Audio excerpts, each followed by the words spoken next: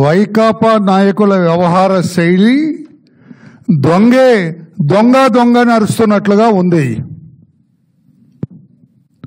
ఈ రోజున రాష్ట్రంలో జరిగిన ఈ అరాచకాలకి, ఈ దాడులకి, ఈ రక్త చరిత్రకి, రక్తపాతానికి కారణం ఎన్నికల కమిషన్ వాళ్ళ అనవసరమైన ట్రాన్స్ఫర్స్ అన్నట్లుగా చెప్పుకొస్తుంది.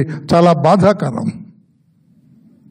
అంటే మీకు జరిగితేనేమో అది బ్రహ్మాండంగా చేసినట్టు ఎన్నికల కమిషన్, మీకు వ్యతిరేకంగా ఏదన్నా జరిగితే ఎన్నికల కమిషన్ అన్యాయం చేసింది అన్న.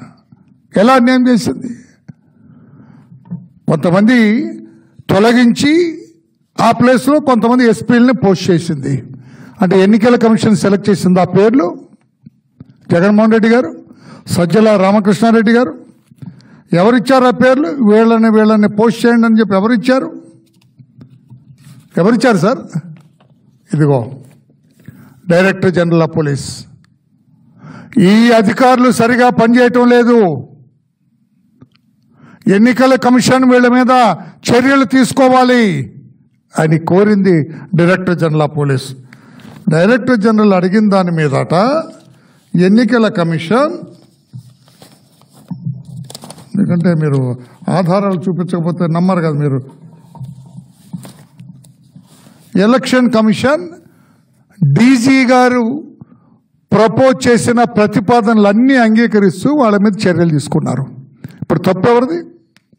జగన్మోహన్ రెడ్డి గారు. గతంలో ఒకే రోజు డీజీపీని, చీఫ్ సెక్రటరీని, ఇంటెలిజెన్స్ డీజీని, పలువురు ఎస్పీలని 2019లో ట్రాన్స్ఫర్లు చేస్తే, ఆ పదవుల నుంచి తొలగిస్తే అబ్బో ఎలక్షన్ కమిషన్ బ్రహ్మాండంగా చేస్తుందన్న జగన్మోహన్ రెడ్డి గారు ఈ రోజున ఒక టెయింటెడ్ ఆఫీసర్స్ కొంతమందిని తొలగిస్తే ఎన్నికల కమిషన్ మీద దాడి చేస్తారా? ఇది న్యాయమా? మీ అధికారులు కాదా కారణం ఈ అరాచకానికి? అసలు మీరు ఇచ్చిన పోస్టింగ్స్ ఏంటి?